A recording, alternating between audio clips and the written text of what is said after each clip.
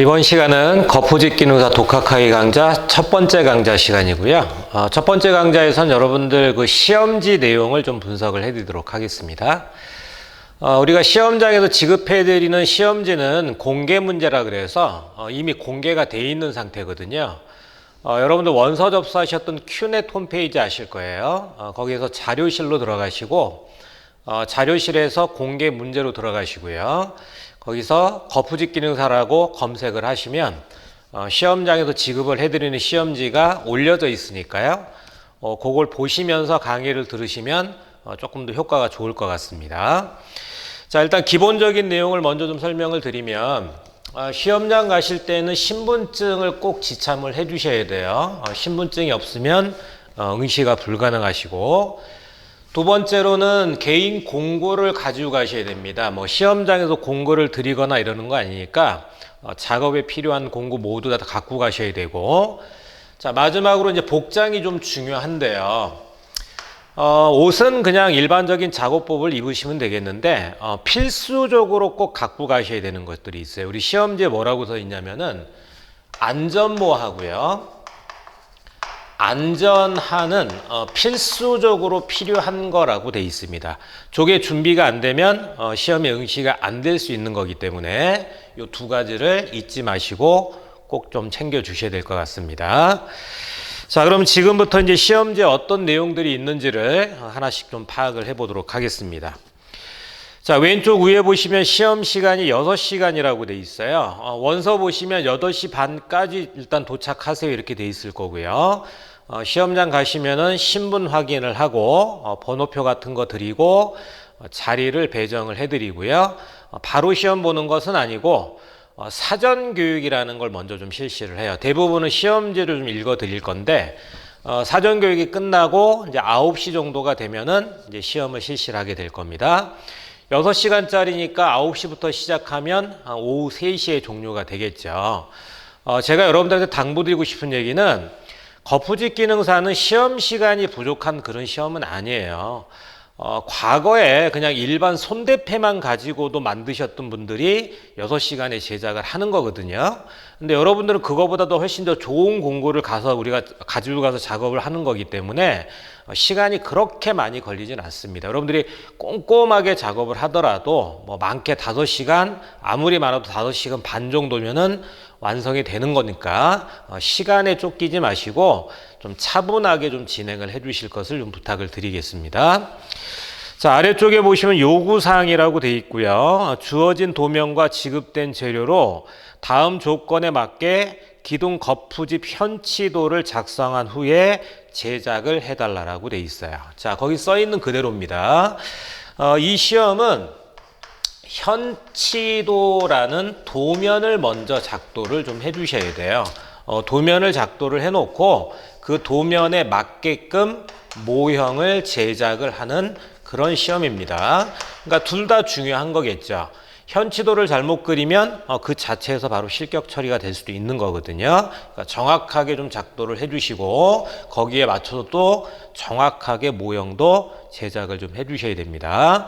참고로 현치도라는 것은 어떤 것을 우리가 그리는 것을 말하냐면 뒤에 보시면 도면이 그려져 있는 부분이 있을 거예요. 그 도면에 보시면 이렇게 생긴 게 하나가 있죠. 평면도라고 부르는 부분인데요.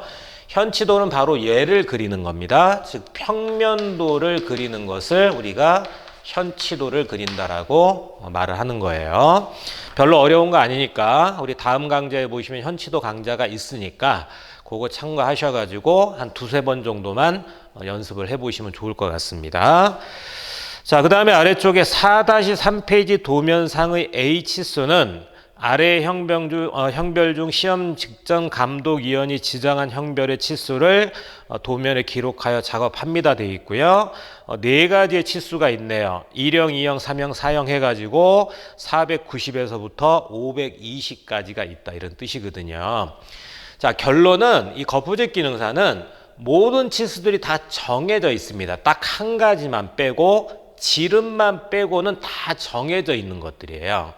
자, 우리가 만드는 게 거푸집 이름이 뭐예요? 정확하게 원기둥 거푸집이거든요. 그럼 여러분들 보십시오. 원이다 동그라미를 그린다라고 그냥 생각을 해보세요. 그럼 우리가 동그라미를 하나 치려면 여러분들한테 뭘 알려줘야 되는 거냐면 지름에 대한 치수를 알려줘야지만 우리가 동그라미를 칠 수 있는 거 아니겠습니까? 그렇죠? 그러니까 얘가 지금 그거를 알려주겠다 이겁니다. 뒤에 있는 도면을 보니까요. 양쪽에는 20, 60이라는 숫자들이 써 있고요. 가운데가 A라고 써 있단 말이에요. 저 A 값이 바로 지름을 뜻하는 거겠죠. 그럼 시험지 다시 앞에 보니까 그 A 값이 1형은 490, 2형이 500, 3형이 510, 4형이 520이더라 이런 뜻이고요.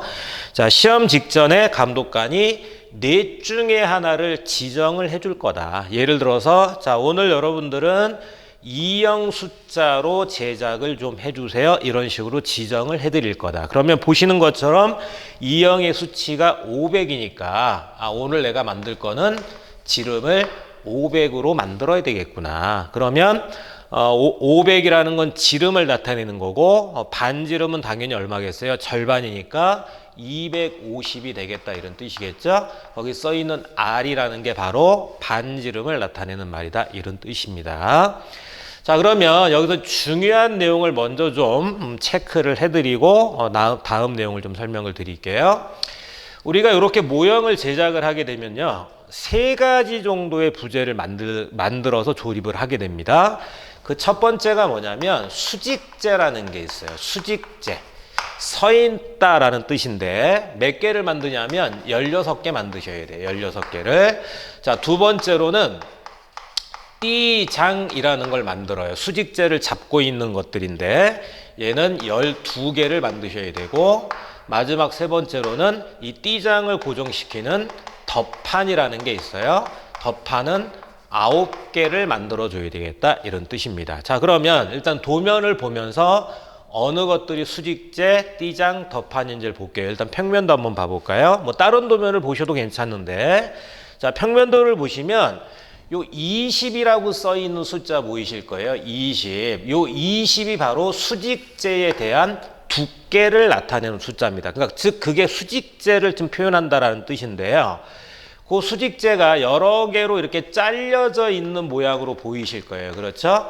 자, 이게 이 잘려져 있는 개수를 한 개씩 쭉 쉬어보면 총 16개가 들어가 있을 거다. 이런 뜻입니다. 자, 그러면요.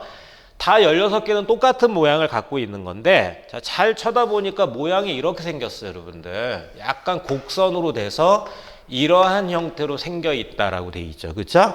근데 우리는 이렇게 모양을 만들 수가 없어요. 시험장에서 여러분들한테 수직재를 만들어라라고 주는 목재는 직사각형 목재로 이런 거를 주는 거란 말이에요. 그럼 이걸 어떻게 동그랗게 휠 수가 없다라는 뜻이잖아요. 그렇죠? 그래서 작업을 어떻게 하는 거냐면요. 이 수직재는 직사각형의 나무를 양쪽을 조금씩 쳐내는 겁니다. 요만큼씩을 날려버린다 이런 뜻이에요. 그럼 보시는 것처럼 사다리꼴 형태가 되는 거거든요. 저 사다리꼴 형태로 만들어서 한 반바퀴를 돌려달라 이런 뜻으로 보시면 된다는 뜻이에요. 자, 그러면 이렇게 사다리꼴을 만든다는 뜻은요. 위에 있는 숫자가 있을 것 같고 아래에 있는 숫자가 있을 것 같고 두께도 있을 거라는 뜻이겠죠. 그렇죠?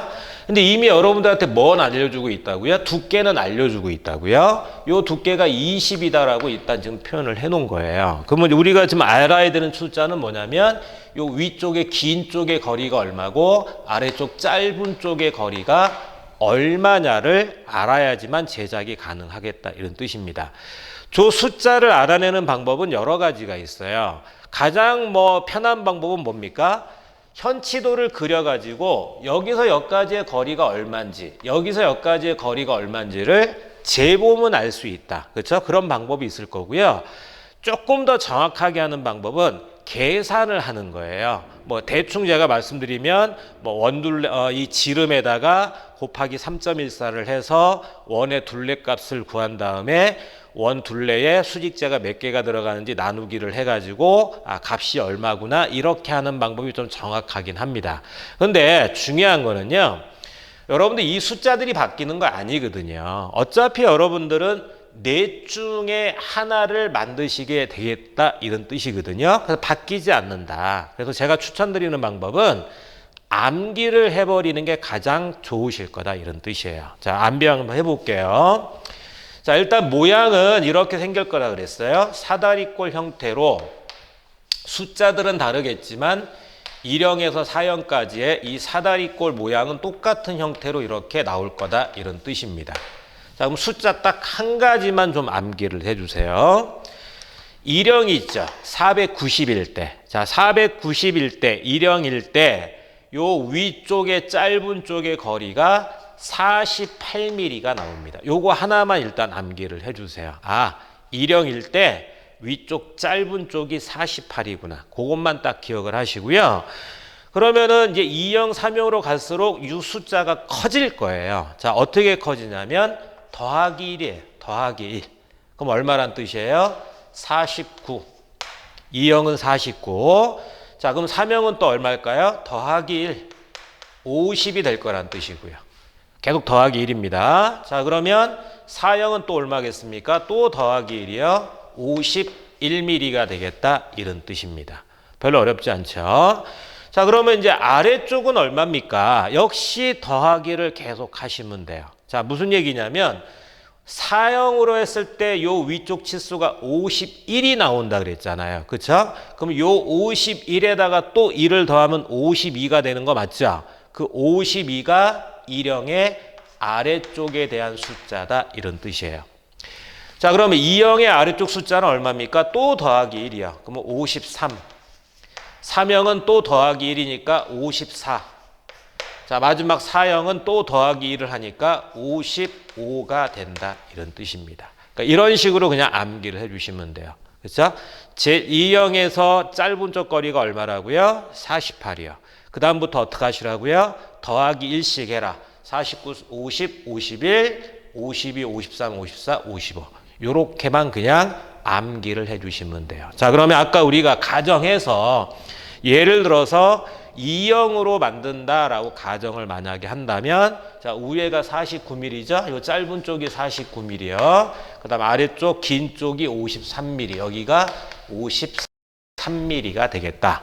결론적으로 위아래 거리 차이가 4mm씩이 차이가 나요. 모두 다 그렇습니다. 모두 다 4mm씩이 차이가 나기 때문에 양쪽을 얼마씩 날리면 되겠다? 맞습니다. 2mm씩을 날려내면 되겠다 이런 뜻입니다. 자, 우리가 원기둥과 부집 틈이 없이 좀 정확하게 만드시려면 여러 가지가 중요한데요. 일단 첫 번째로 중요한 게 정확하게 2mm씩을 날릴 수가 있어야 돼요. 거기서 오차가 많이 생기면 제작을 해놔도 틈이 너무 많이 벌어져서 실격될 수가 있다 이런 뜻입니다.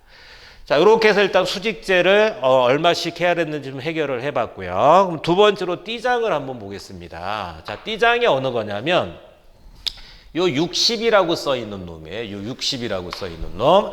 자, 하나만 제가 표현을 해보면 어차피 네 개는 모양이 똑같으니까 요런 형태로 모양이 생겨 있다. 띠장 하나가 수직제 4개를 고정을 하고 있다라고 되어 있거든요. 자, 여기다 입체 그림으로 다시 한번 살짝 그려보니까 대충 이런 형태로 모양이 생겨 있다. 이런 형태로. 그럼 얘를 만들려면 역시 우리가 숫자를 알아야 되겠는데 요 폭은 지금 얼마라고 돼 있다고요? 60이라고 써 있단 말이에요. 60이라고. 그러면 두 번째로 알아야 되는 건 뭐냐면 요 두께가 얼마인지를 내가 알아야지 제작을 하겠죠. 자, 여러분들 그 뒤에 도면에서 평면도 아래쪽에 보시면 정면도라든지 내면도 같은 게 있지 않습니까? 거기에 지금 띠장의 숫자가 써 있는 거 보이세요? 두께가 얼마라고 써 있나요? 25mm 두께를 갖고 있다라고 써 있단 말이에요. 그렇죠? 자, 그럼 마지막으로는 요 뒤쪽이 긴 쪽의 요 거리가 얼마인지를 역시 찾아내야 될 것 같습니다. 역시 이것도 마찬가지예요. 수학적으로 계산을 해서 찾아내는 방법도 있는데 머리 아프잖아요. 그렇죠? 그러면 쉬운 방법을 쓰세요. 여기에서부터 여기까지의 거리를 직접 자로 재서 작업을 하시는 게 가장 편리하실 겁니다. 아시겠죠? 참고로 조금 더 정확성을 높이시려면 요 거리를 최소 2개 정도는 재보세요. 알겠죠? 여러분들이 현치도를 약간 정확성이 떨어지게 그렸을 수도 있기 때문에 한 2-3개 정도를 재서 값이 똑같이 나오는지를 확인을 좀 해달라 이런 뜻입니다. 자, 개수는 12개를 만든다 그랬는데요. 현재 여기 평면으로 봤을 때는 4개만 보이지만 입체 그림 같은 데 보시면 3단으로 들어가 있는 거 보이시죠? 그래서 3, 4, 12에서 12개를 만든다 이런 뜻이고요. 자, 마지막으로는 덧판을 만드셔야 되겠는데, 자, 덧판은 어디에 있나요? 역시 평면도를 먼저 보시면 띠장하고 띠장이 만나는 사이에 뭔가가 이렇게 들어가 있는 게 있어요. 역시 입체 그림을 보시면 조금 더 이해가 빠른데요. 따로 여기다 한번 그려볼까요? 자, 모양이 대충 이렇게 생겼습니다. 자, 이런 식으로 생겨서 두께를 가지고 있어요. 그리고 특이한 거 점이 한 8개쯤 이렇게 찢겨져 있는 모양이 보이실 거예요. 자, 그러면 얘는요, 일단 요 두께가 얼마인지를 일단 우리가 찾아내야 되는데, 도면상에서는 나와 있지가 않아요. 근데 일단 정답을 제가 말씀드리면 얘도 25mm예요. 띠장이 25니까 덧판도 25인가 보구나. 뭐 그렇게 생각해도 틀린 건 아닌데요. 나중에 재료 목록표를 보면, 여러분들한테 시험장에서 드리는 재료의 어떤 목록을 보게 되면 거기서 덧판의 재료가 두께가 25라고 돼 있기 때문에 그냥 25mm로 제작을 해주시면 되겠다 이런 뜻입니다. 자, 그리고 역시 평면상으로 봤을 땐 3개만 보이지만 3단으로 들어가기 때문에 9개를 배치를 해 주셔야 돼요. 그래서 총 9개를 제작을 하시는 거고요. 자, 미리 말씀드리면 요 점 찍혀 있는 자리는 못을 박는 자리입니다. 그러니까 이 그림대로 한다면은 8개의 못을 박아라 이렇게 돼 있다라고 일단 판단하시면 좋을 것 같아요. 자, 일단 시험지 내용 전체적으로 보시기 전에는 요게 일단 더 중요한 내용이다 이거예요. 자, 그럼 이제 나머지 내용들을 좀 빠르게 보겠습니다. 자, 표 아래쪽에 보니까 조건이 있고요. 수직재 널 16번은 두께, 폭, 높이 등이 모두 동일한 치수가 되게 현치도를 작성한 후 가공하여 조립합니다. 수직재가 16개가 들어가는데 16개가 다 모양이 어때요? 치수가 다 어때요? 다 같은 거죠. 뭐 요 놈은 약간 크고 요 놈은 약간 작고 이럴 수 없다라는 뜻이겠죠. 다 똑같은 크기, 똑같은 모양을 가지고 있다라고 써놓은 거고요. 가로 2번의 수직재 널 상호 간의 맞춤은 현치도에 나타난 경사에 따라 맞댐 맞춤을 하세요라고 돼 있는데요. 뭐 이런 얘기겠죠. 자, 수직재를 16개를 만든다 그랬으니까 예를 들어서 수직재 하나를 만들어 갖고 세웠어요. 그러면 이제 옆에 거랑 붙여 나가야 되면 바로 맞대서 그냥 계속 이런 식으로 붙여 나가겠다 이런 뜻이겠죠. 그렇죠? 그런 걸 맞댐 맞춤이다라고 표현을 한다는 뜻이고요. 가로 3번에 내측의 평활도를 위해서 내부 판재 수직재 널 16번에 하나여 내면 마감 작업을 합니다. 이렇게 돼요. 이게 대패를 말씀드리는 거예요, 여러분들. 자, 이게 시험이라서 이렇게 한다는 뜻이에요. 우리가 이 나무를 대패를 한다라고 가정했을 때 그냥 상식적으로 생각하면은 공구리 쪽, 콘크리트랑 만나는 쪽만 깨끗하게 대패를 해도 될 것 같지만 이건 시험이기 때문에 어디를 대패하시라고요? 자, 써 있는 그대로입니다. 한 면, 두 면, 세 면, 네 면 모두 다 대패질을 해줘야 된다고요. 수직재에 한해서는. 한쪽 면이라도 대패가 처리가 안 되면 바로 실격 처리가 된다 이런 뜻입니다. 자, 상상을 해볼게요. 대부분은 이제 자동 대패를 쓰실 거니까 자, 자동 대패에다 내가 나무를 집어 넣지 않습니까? 그럼 뒤로 튀어나왔을 거예요. 그럼 그걸 받아서 다시 넣을 때 내가 아까 이쪽을 대패질을 했으니까 요 부분 뒤에를 해야 되니까 나무를 돌려야 되겠는데 뭔가 이런 생각을 하시면서 집어 넣어야지만 네 면이 다 대패가 될 거다 이런 뜻입니다. 자, 그리고 미리 말씀드리면요. 수직재 널에 한해서 대패를 해라 이렇게 돼 있죠. 그럼 이거 거꾸로 말하면 무슨 얘기예요? 띠장과 덧판은 대패를 할 필요가 없다라는 뜻이겠죠. 그렇죠? 이게 안 해도 되는 이유는 첫 번째는 여기 써 있기도 하지만 뒤에서 어떤 숫자들을 보면 이거 대패 안 해도 되겠는데 이렇게 판단이 되실 거예요. 뒤에서 다시 한번 확인을 해 보겠습니다. 가로 4번 덧판의 못박기는 도면에 표시된 개수에 상관없이 부재의 쪼갰 현상이 발생하지 않는 범위 내에서 부재의 흔들림이 없도록 최대한 단단하게 작업을 합니다. 자, 아까 제가 요 점자리가 못이라 그랬잖아요. 그러니까 얘가 말하는 거 이거예요. 자, 점이 8개 찍혀 있는데 8개 안 박아도 돼. 6개만 박고 싶으면 6개만 박아. 근데 조건은 못 박다가 쪼개지면 안 돼. 두 번째는 박아놓고 내가 이렇게 채점할 때 흔들어 볼 건데 덜렁덜렁 거리면 안 돼. 이렇게 써놓은 거예요. 그렇죠? 그러면 이제 해결을 우리가 해야 되잖아요. 쪼개지지 않게끔 못을 박으려면 방법은 드릴로 구멍을 뚫고 박으세요. 아시겠죠? 그냥 박지 마시고. 자, 두 번째로 흔들리면 안 된다 그랬잖아요. 그렇죠? 예, 그 8개 박으세요. 8개를 박아야지만 얘가 짱짱하게 버틸 수 있다. 이런 뜻입니다. 자, 가로 5번의 기타 명시된 조건 이해 상황은 도면에 맞게끔 좀 작업을 해 주시고요. 자, 2번의 수험자 유의사항 볼게요. 다음 유의사항을 고려하여 요구사항을 완성하시오. 가로 1번 수험자 인적사항의 작성은 흑색 필기구만 사용하여 합니다.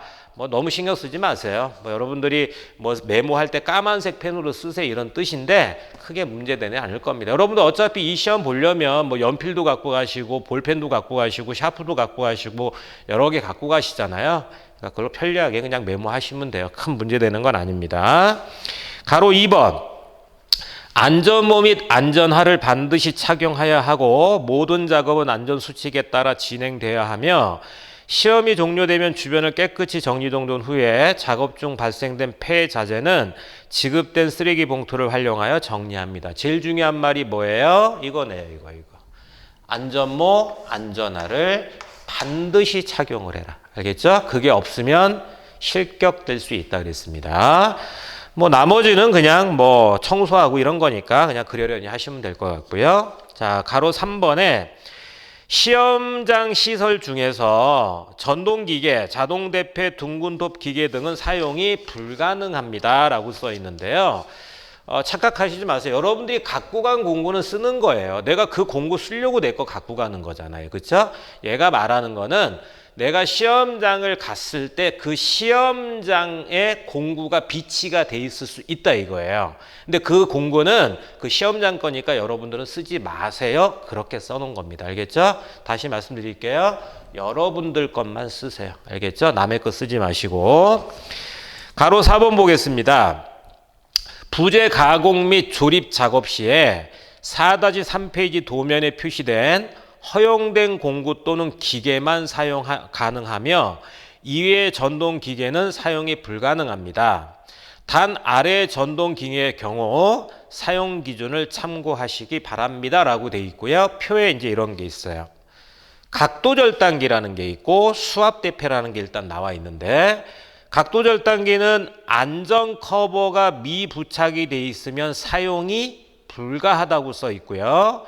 두 번째 줄에 각도 절단기 집진 커버가 미부착이 되어 있으면 감점 처리를 한다고 되어 있고요. 마지막으로 수압 대패에서 안전 커버가 미부착이 되어 있으면 사용이 불가능 이렇게 되어 있고 마지막 줄에는 수압 대패의 직각면 가공 부재의 단면 형태를 직각, 각 모서리 90도로 만들기 위한 가공 작업을 의미하는 겁니다. 이렇게 써 있어요. 자, 일단 여기부터 해결을 좀 하고 갈게요. 자, 우리가 공구를 쓰다 보면 각도 절단기라는 걸 쓸 일이 생겨요. 어떤 건지 아시죠? 각을 조절해서 우리 카탁이라고 부르는 거. 그러면 굉장히 위험하잖아요, 여러분들. 톱날이 이렇게 들어가 있으니까 위험합니다. 그래서 다치면 안 되기 때문에 뭐가 이렇게 씌워져 있어요? 안전 카바가 이렇게 씌워져 있잖아요. 그렇죠? 그걸 말하는 거예요. 근데 여러분들이 갖고 온 공구 중에서 이 각도 절단기에 안전 카바가 안 붙어 있다. 그러면 그거 못 쓴다 이거예요. 이해하세요? 그럼 어떻게 해요, 선생님? 뭘 어떻게 해요? 이거 못 쓴다고요. 톱질을 하든 어떻게 이렇게 해야 된다는 뜻입니다. 이해하시겠죠? 그러니까 이거 쓰실 분들은 안전 커버 꼭 씌워서 갖고 가세요. 자, 두 번째. 역시 이 각도 절단기에 보시면은 우리가 뭘 자르면은 가루가 막 날리지 않습니까? 그래서 가루를 뒤로 빼주는 것들이 있죠. 집진 커버가 있어요. 뒤에 이렇게 먼지 같은 걸 담아두는 집진 커버 같은 게 달려있는 거 아시죠? 역시 이게 없으면 시험을 못 보게 하는 건 아닌데 감점 처리를 하겠다.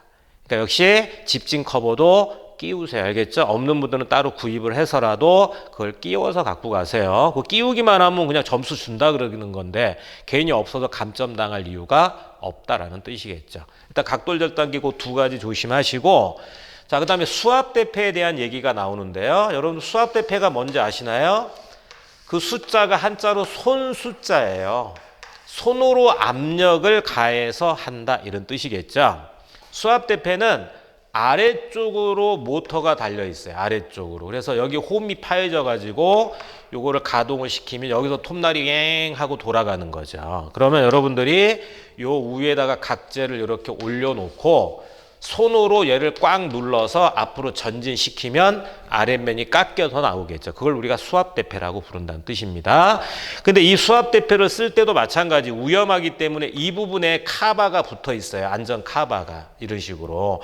근데 역시 이 카바가 없는 제품은 사용이 불가능하다 이렇게 돼 있는 거고, 자, 한 가지 더 중요한 건 뭐냐면 과거에 이런 분들이 꽤 있었단 말이에요. 이 수압대패를 가지고 뭘 할 때 활용을 했냐면 요거 할 때 우리가 활용을 하는 거예요. 수직재에서 양쪽을 각을 친다 그랬잖아요. 사다리꼴로. 그렇죠? 그러니까 요걸로 하면은 조금 편할 것 같으니까 이렇게 하셨던 분들이 많더라 이런 뜻입니다. 이제 안 된다고요. 그렇게 하지 말라고 돼 있는 거예요. 수압대패는 무슨 용으로만 써라? 각재의 90도를 잡는 용으로만 써라. 그렇게 써 있다는 뜻입니다. 그래서 이게 딱 법이 강화가 되면서 대부분이 수압대패 안 갖고 가는 거죠. 그렇죠? 필요가 없어요, 사실은. 자동대패가 있기 때문에 얘는 크게 문제는 없을 겁니다. 하여튼 그런 뜻이고요. 자, 그럼 바로 위에서 뒤에 도면으로 갈게요. 도면으로. 도면에도 공구 얘기가 써 있거든요. 자, 도면에 보시면 이 평면도 옆쪽에 박스 안에 써 있습니다. 자, 한번 볼게요. 부재별 사용 가능한 공구 및 기계라고 써 있어요. 그러니까 요런 거 만들 때 쓰는 공구를 정해 준 거예요. 뭘 쓸 수 있는지 봅시다. 일단 첫 번째로 수직재 널은 수공구. 수공구가 뭐죠? 뭐 일반 대패 같은 거 있잖아요. 일반 오리지널 대패 같은 거. 뭐 그런 걸 우리가 수공구라고 얘기할 수 있는 겁니다. 수공구 또는 휴대용 전기대패. 우리가 버튼 딱 누르면 윙 해서 이렇게 손으로 미는 대패, 전기대패. 그 다음에 자동대패. 가장 많이 쓰는 거죠. 나무를 집어넣으면 깎아서 뒤로 뱉어주는 거. 그 다음에 수압대패, 아까 말씀드렸던 거. 근데 또 강조를 합니다. 수압대패는 직각면 가공에 한해서 사용이 가능하다 그랬어요. 이런 데 못 써먹는다 이렇게 또 한 번 써놓은 겁니다. 그리고 각조절단기도 쓸 수 있고요. 전동 드릴만 사용 가능하다. 이외 전동 기기는 사용이 불가능하다 이렇게 써놨어요. 자, 빨리 정리합시다. 자, 지금 여러분들 수직재를 만들려고 합니까? 전 빨리 선택을 하세요. 일반 손대패를 쓰든 전기대패로 깎든 아니면 자동대패에다 밀어서 깎든 수압대패로 깎든 각도 잘단계로 자르든 못 박을 때 드릴을 쓰든 이건 다 가능하다 이런 뜻이에요. 반대로 그게 아닌 것들은 쓸 수가 없다. 가장 대표적인 게 테이블소 같은 걸 말하는 거죠. 테이블소 같은 걸 쓰면 요 각 치는 게 되게 쉬워지는데 여기 없잖아요. 결론은 못 쓴다. 갖고 가서 쓰면 실격이 돼버린다 이런 뜻입니다. 자, 두 번째로 띠장하고 덧판을 만드실 때는 수공구 역시 똑같은 얘기입니다. 아까 대패 같은 거 쓰셔도 되고요. 또는 직속이 아시죠? 톱날이 상하로 이동하는 거. 대부분은 직속이 많이 쓰실 거예요. 그리고 밴드소라고 아십니까? 톱날이 이렇게 회전되는 공구가 있죠. 그렇죠? 뭐 그런 걸 쓰시는 분들도 있고 또 전동 드릴만 사용 가능하시고 이외의 전동 기계는 사용이 불가능하다. 자, 이 띠장하고 덧판을 만드실 때는 결론적으로 절단기 못 씁니다. 그렇죠? 절단기는 수직재에서만 쓴다 그랬어요. 그러면 여기서 우리가 쓸 수 있는 거는 직소기를 가지고 이렇게 동그랗게 잘라내는 방법이 있겠고 조금 더 편리하게 하는 방법은 밴드소라는 기계에다 올려놓고 원 같은 걸 딸 수도 있겠고 그 다음에 못 박아야 되니까 드릴도 써도 된다 이렇게 돼 있다는 뜻이죠. 아시겠죠? 절단기 가지고 가가지고 띠장을 한번 탁 잘라버리면 실격이 된다 이런 뜻입니다. 그러니까 내가 어떤 공구를 어떻게 써야 되겠다를 잘 결정을 하고 작업을 해주셔야 돼요. 자, 그럼 다시 앞쪽으로 가가지고요. 나머지 또 밑에 내용이 뭐가 있는지 보겠습니다. 가로 5번. 다음 사항은 실격에 해당하여 채점 대상에서 제외를 시킨대요. 중요한 내용이네요. 첫 번째, 수험생 본인이 수험 도중에 기권 의사를 표현을 했다. 뭐 그런 분은 제가 보지를 못했는데 나 시험 안 볼 거예요. 그럼 그냥 바로 불합격되는 거고. 두 번째, 안전모 및 안전화를 착용하지 않고 작업을 했다. 계속 같은 말씀 드립니다. 실격돼요. 세 번째, 지급된 재료 이외의 재료를 사용할 수가 없어요. 시험장에서 주는 것만 가지고 작업을 하세요.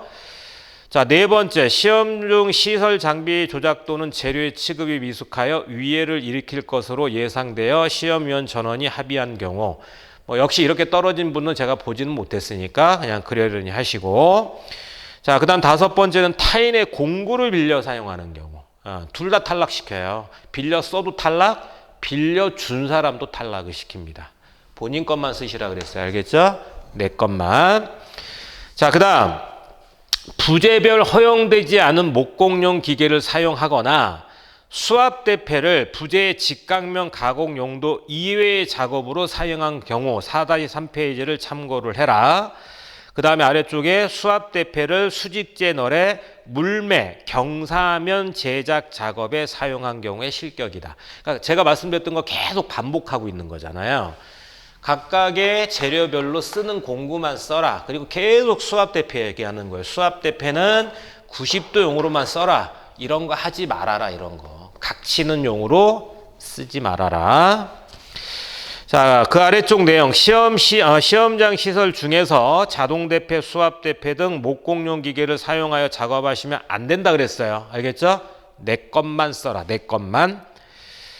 중간 작업 과정 생략 또는 특정 부분 작업을 원활하게 하기 위하여 수험자가 지급된 재료 이외의 재료를 사용하여 사전에 별도로 제작한 지그 등을 사용하는 경우 단 MDF판, 도판을 훼손하여 지그 형태로 제작하여 사용하는 경우도 실격이라고 돼 있어요. 자, 이게 무슨 얘기냐면, 자, 압축해서 말씀드리면 뭘 만들어 오지 말아라.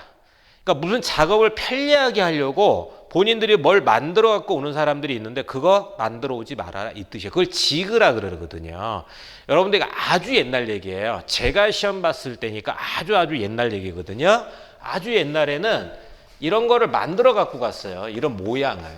이런 거를. 두꺼운 종이로 저런 사이즈를 잘라서 갖고 갔다는 얘기죠. 그래서 그거 갖다 대고 나무 위에다 올려놓고 그리면 빨리빨리 그릴 수 있으니까. 그렇죠? 그게 또 안 되면 이런 거죠.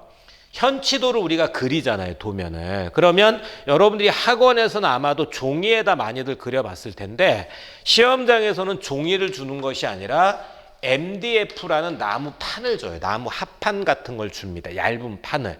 그러면 거기에다 현치도를 그려서 그걸 칼로 오려서 또 작업하는 경우도 예전에 있었어요. 근데 지금 결론은 뭐라고요? 만들어 오지도 마시고 MDF판 자르지도 마셔라 이런 뜻이에요. 알겠죠? 그런 얘기를 강조를 하고 있는 겁니다. 자, 그 다음에 아래쪽 내용은 시험 시간 내에 요구사항을 완성하지 못하면 불합격이죠. 근데 아까도 말씀드렸지만 차분하게 배운 대로 하시면 5시간에서 5시간 반이면 충분히 만들 수 있어요. 너무 막 급하게 할 필요 없다 그랬습니다. 자, 아래쪽 내용 부재의 조립 누락으로 사용이 불가능한 작품. 작성한 현치도로 부재 제작 및 조립이 불가능한 경우다. 하여튼 뭐가 안 맞는다. 도면과 뭔가가 안 맞는다. 그리고 뭔가 조립을 했는데 뭐가 빠져서 조립이 됐다. 뭔가 이렇다면은 바로 실격 처리가 되겠다. 자, 아래쪽 내용 채점 기준표의 치수 대상 항목에 대해서 치수 오차가 플러스 마이너스 10mm 이상이다. 그러니까 우리가 시험지에 나와 있는 치수대로 우리가 도면을 만들 거예요. 그럼 거기 나와 있는 써 있는 숫자들에서 오차가 생겼을 때 10mm 이상 오차가 나면 바로 탈락이 되겠다. 이런 뜻으로 보시면 돼요. 자, 그 다음은 완성된 작품이 도면과 상이하다. 현치도와 다르다. 그러면 역시 또 실격. 가로 6번. 작업 결과물을 보정하기 위하여 사포, 연마지, 줄 등을 사용하여 연마 작업 행위를 할 경우 채점 기준 내 해당 항목을 0점 처리합니다. 이렇게 돼 있어요. 사실 뭐 이럴 분들은 없을 거라고 저는 보는데 예를 들어서 뭐 수직재로 한번 보죠. 16개를 쭉 붙여놨거든요. 그러면 이 상단면이 당연한 얘기지만 똑같은 높이로 일자로 잘 가야지 보기가 좋을 거 아닙니까? 그렇죠? 그런데 내가 절단기를 자르다가 조금만 실수하면 뭐 1, 2mm가 약간 높거나 낮거나 막 이럴 수는 있을 거 아니에요. 그렇죠? 그럼 그게 보기가 안 좋으니까 뭐 연마지 갖다가 그 위에를 막 문지르거나 뭐 심지어는 줄 같은 거 갖고 와서 그 위에를 문지르더라 이런 뜻이죠.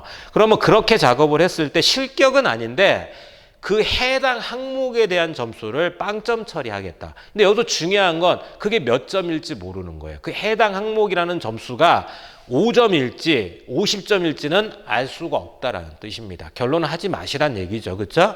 점수가 진짜 1, 2점짜리 항목이라면 관계가 없지만 뭐 이게 점수가 굉장히 비중이 높은 거다 그러면은 그걸로 인해서 60점이 안 돼서 떨어질 수 있는 거니까 하지 마세요. 그런 거 하지 마세요. 그냥 그거 할 시간에 절단기로 자를 때 조금 더 신중하게 잘 잘라내세요. 그런다면 훨씬 더 깔끔하게 잘 나오겠죠. 가로 7번 복장 상태 불량, 작업 중 안전수칙 미준수 시 역시 감점을 해요. 이게 작업형 시험이라고 그래서. 그러니까 여러분들이 복장도 어느 정도의 작업복은 입고 가셔야 돼요. 그렇죠? 반바지에 슬리퍼 신고 갈 수는 없는 거 아니겠습니까? 어느 정도는 복장을 갖추시고요. 마지막 내용은 이렇게 써 있네요. 고정제라는 게 있는데 사이즈가 25 곱하기 25 곱하기 700이라고 되어 있는데요. 이 고정제는 완성한 과제의 고정을 위한 재료이며 채점 대상은 아닙니다 라고 되어 있어요. 자, 여러분들 거기 입체 그림에 보면 제가 그냥 반대로 돌려서 그려보면 대충 모양이 이렇게 생겼죠. 모형이 이렇게 만들어져 있고요. 수직재로 쭉 만들어져 있을 거예요. 그리고 나서 가운데쯤에 나무가 이렇게 하나가 붙어 있는 게 보입니다.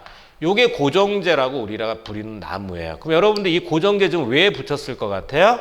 고정재가 없으면 이 모형이 바깥쪽으로 벌어지거나 안쪽으로 쪼그라들어요. 그렇게 되기 때문에 여러분들이 여기 나와 있는 사이즈를 딱 맞춰가지고 고정재를 딱 갖다 대준다라는 뜻이겠죠. 그렇죠?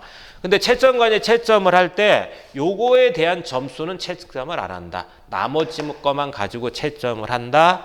라고 돼 있는 겁니다. 근데 핵심은 하나죠. 고정재에 대해서 채점을 하는 건 아니지만 고정재를 잘못 붙여서 이런 치수가 안 맞아 버리면 그건 실격이 될 수 있는 겁니다. 그렇죠? 그러니까 고정재를 고정하실 때 그냥 막 갖다 때리박지 마시고 이런 숫자 잘 맞는지 확인해서 갖다 붙여 주셔야 돼요. 자, 그다음 페이지 도면으로 가볼게요. 자, 웬만한 건 제가 아까 다 앞에서 말씀드렸고요. 입체 그림 보면서 다시 한번 내가 어떤 식으로 모양을 만들어야 되는 거구나를 판단을 하는데 입체 그림에서 굉장히 중요한 내용이 하나 보입니다. 뭐가 보이세요? 덮판 보이시죠? 덮판. 덮판 잘 보시면 제일 위에 있는 첫 번째 단은 덮판이 아래로 내려가 있는 거 보이시죠? 그렇죠? 근데 2단하고 3단은 덮판이 위로 올라가 있는 거 보이십니까? 예, 그게 중요하네요. 제일 위에 쪽에 있는 첫 번째 단은 덮판이 아래에 붙어 있고 중간과 2단과 3단 부분으로 가버리면 이 덮판이 위로 올라가 있다라는 거를 잘 확인을 해서 그렇게 제작을 하셔야 돼요. 틀리지 않게끔. 그 다음에 아래쪽에 있는 정면도하고 내면도를 보고 이제 우리가 알 수 있는 건 중요한 게 하나 보이네요. 요 모형의 높이를 내가 지금 얼마로 만드셔야 돼요? 455mm로 만들라고 거기 써놨잖아요. 그렇죠? 바뀌는 숫자는 아니에요. 여러분들 시험장 가도 455mm일 겁니다. 그러니까 455mm로 딱 정확하게 수직재를 잘라가지고 작업을 해주시고, 자, 나머지 숫자 볼게요. 제일 위에 25, 중간에 25, 제일 아래쪽에 25mm라는 숫자가 보이시죠? 그게 바로 띠장 숫자를 말씀드린다 이런 뜻입니다. 띠장 두께가 25mm다. 그런데 뭐가 없어요? 덮판에 대한 두께가 없잖아요. 그렇죠? 요 놈에 대한 두께가 없어요. 제가 아까 이거 25로 할 겁니다라고 하긴 했는데 일단 도면상에는 없습니다. 그럼 다른 데서 보고 우리가 판단을 해볼게요. 자, 마지막으로 제일 뒷장에 있는 재료 목록표를 좀 보겠습니다. 이게 여러분들 시험장에서 여러분들한테 이만큼을 지급을 해드린다는 얘기예요. 자, 근데 이것도 의미가 있습니다. 하나씩 볼게요. 1번에 미송이라는 나무를 줄 건데 사이즈가 25 곱하기 60 곱하기 49짜리를 준대요. 자, 일단 한번 그려볼게요. 첫 번째 재료의 나무 이름은 미송이라고 돼 있고요. 요 나무의 사이즈가 두께가 25mm고요. 요 폭은 얼마? 60mm고요. 길이는 490mm를 준다라고 돼 있고요. 몇 개를 줘요? 16개네요. 그럼 딱 답이 나왔죠. 16개니까 얘로 뭐 만들어라? 그렇죠? 수직재를 만들어라 이런 뜻이겠네요. 그럼 여기 한번 잠깐 봐봅시다. 뭐 2형이라고 그냥 가정을 할게요. 그냥. 그럼 2형이라고 가정했을 때 아까 제가 위에가 53이고 아래가 49니까 양쪽을 2mm씩 깎아내고 두께는 20이다 그랬잖아요. 그렇죠? 결론적으로는 저기 있는 숫자들보단 얘가 더 크잖아요. 그러니까 당연히 대패를 해서 여기 있는 사이즈대로 맞춰줘야 된다는 뜻 아니겠습니까? 그렇죠? 자, 여기서 중요한 건 뭐라고요? 대패를 할 때 몇 면을 대패하시라고요? 4면 모두 다 대패를 해달라고요. 그리고 마지막으로 길이가 490인데 우리는 455의 길이로 만드는 거니까 역시 얘도 잘라내야 되겠다 이런 뜻일 겁니다. 뭐 함수율은 크게 의미가 없어요. 자, 2번 재료를 보면 역시 미송이고요. 25 곱하기 75 곱하기 600짜리를 준다라고 돼 있어요. 자, 나무의 형태는 역시 직사각형 나무고, 자, 얘는 사이즈가 두께가 25mm고요. 폭은 75고요. 마지막 길이가 600이라고 돼 있습니다. 몇 개 준답니까? 이거 6개 준다는데. 6개? 이거 뭐지 6개? 아, 얘는 결론은 띠장이에요. 띠장. 선생님 띠장 12개인데요. 자, 맞습니다. 띠장을 12개를 만드는 건 맞는데 나무를 6개밖에 안 주잖아요. 그러니까 당연히 요 나무 하나에다가 띠장을 몇 개를 배치를 해라. 이런 식으로 2개를 배치를 해서 만들어 달라 이런 뜻이에요. 들어갑니다. 요게 600의 길이를 갖고 있기 때문에 충분히 2개가 들어가요. 그래서 총 12개가 되겠다 이런 뜻이죠. 자, 크기를 보면 두께가 25mm죠. 그래서 아까 우리가 시험지에도 25mm라고 돼 있었나요? 띠장 두께가? 그럼 제가 말씀드리고 싶은 거는 대패를 한다 안 한다? 안 해도 된다. 그렇잖아요. 띠장 두께가 25mm고 나무를 나한테 25mm짜리를 줬다면 대패할 이유가 없다. 예, 끝난 거고요. 됐습니다. 자, 그러면 세 번째 재료 보겠습니다. 세 번째 재료. 역시 미송을 준다라고 돼 있고, 자, 나무 사이즈 바로 여기다 한번 적어 볼게요. 자, 나무 사이즈는 두께는 25mm를 주고요. 역시 폭은 75짜리 주고요. 길이는 450짜리를 몇 개 준다고 돼 있나요? 3개를 준다라고 돼 있네요. 자, 그럼 당연히 얘가 덧판이에요. 덧판. 선생님 덧판 9개인데요. 어떻게 해야 되는지 이해가 되시죠? 맞습니다. 아까 띠장처럼 이 안에다가 덧판을 3개를 배치를 해 주셔야 돼요. 3개를. 3개를 잘 그려 넣어서 잘라내야지만 9개가 나오겠다 이런 뜻입니다. 자, 그럼 얘도 사이즈요. 아까 제가 여러분들 우리 덧판은 시험지상에서는 치수 같은 게 없다 그랬어요. 두께가. 그래서 제가 그냥 25 하라 그랬잖아요. 두께가 25죠. 그래서 그냥 제가 25로 하라 그렇게 말씀을 드린 거예요. 그럼 똑같은 얘기인가요? 사이즈가 25니까 대패를 할 필요가 없겠다. 예. 대패는 뭐만 하면 된다? 수직재만 하면 된다. 띠장과 덧판은 할 이유가 없다. 이런 뜻입니다. 요것만 좀 잘 그리셔서 좀 잘라내시면 될 것 같습니다. 자, 그런데 여기서 제가 좀 드리고 싶은 얘기는 덧판, 이 띠장까지는 크게 문제가 안 돼요. 무슨 얘기냐면 잘라내고 이런 것들이 크게 문제가 되질 않습니다. 어려운 건 이거죠. 그렇죠? 요 덧판이 좀 어려워요. 잘라내기가. 물론 밴드소 같은 걸 쓴다면 조금은 그나마 좀 수월합니다. 밴드소를 쓰시는 분들은. 근데 직소기를 가지고 요런 덧판을 자르시는 분들은요, 어떻게 해야 돼요? 바이스에다가 물려가지고 하나씩 잘라내잖아요. 근데 마지막 거 자르기가 되게 어려워요. 그러니까 3개를 자른다라고 가정했을 때 만약에 내가 이거 자르고 이거 자른 다음에 얘를 마지막에 자른다? 그럼 마지막 거 자르는 게 상당히 좀 어려워요. 바이스에다 물리는 게 어렵다는 뜻이거든요. 그러니까 연습을 하실 때 어떤 식으로 요거를 직소기로 내가 어떤 순서로 밀고 나가야지만 끝까지 편리하게 자를 수가 있겠구나. 이 생각을 좀 미리미리 해 놓으셔야 된다는 뜻입니다. 아시겠죠? 안 그러면 나중에 좀 곤란한 일이 생길 수 있어요.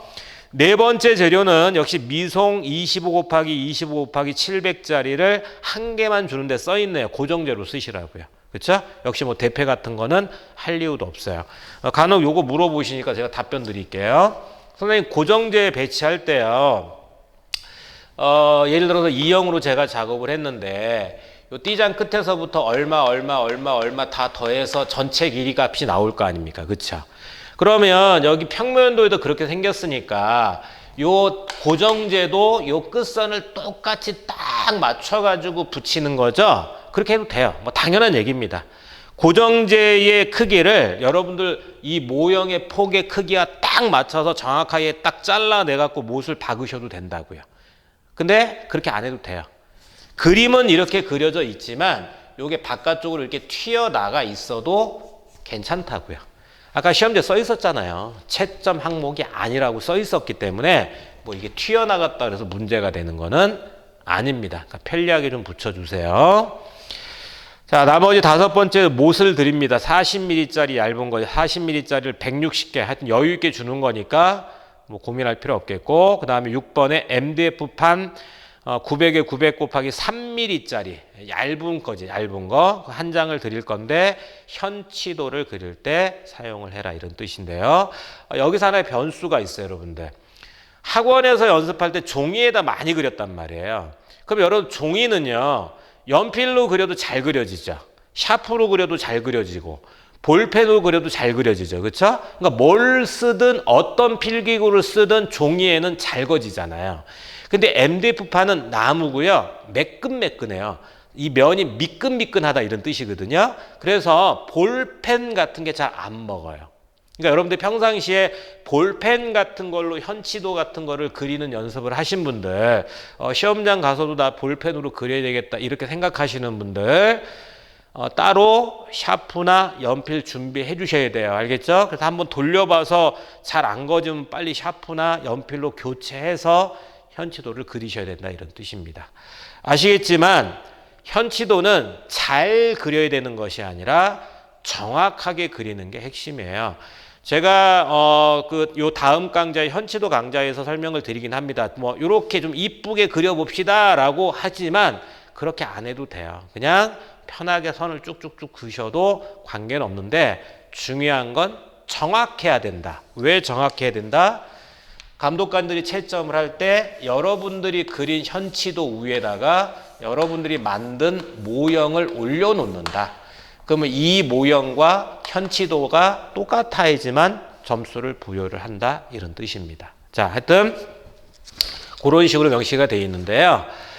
자, 마지막으로 제가 여러분들한테 모형 제작할 때 주의하실 것 딱 하나 말씀드린다면 여러 가지를 채점을 합니다. 채점과는 딱 하나만 보고 채점 끝 이렇게 하는 건 아니에요. 그렇죠?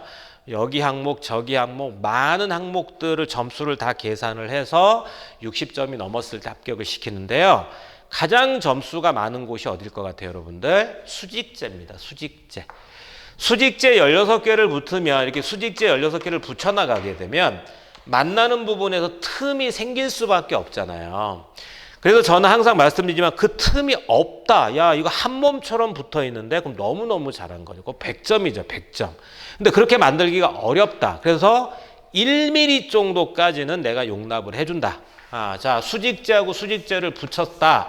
근데 요 사이에 틈이 좀 생겼다. 꼭 한 1mm 괜찮다. 잘했다라고 제가 표현을 하는 거예요. 선생님 조금 더 벌어 한 2mm 정도 벌어졌는데요. 자, 2mm 정도 벌었으면 약간의 감점을 좀 예상을 합시다.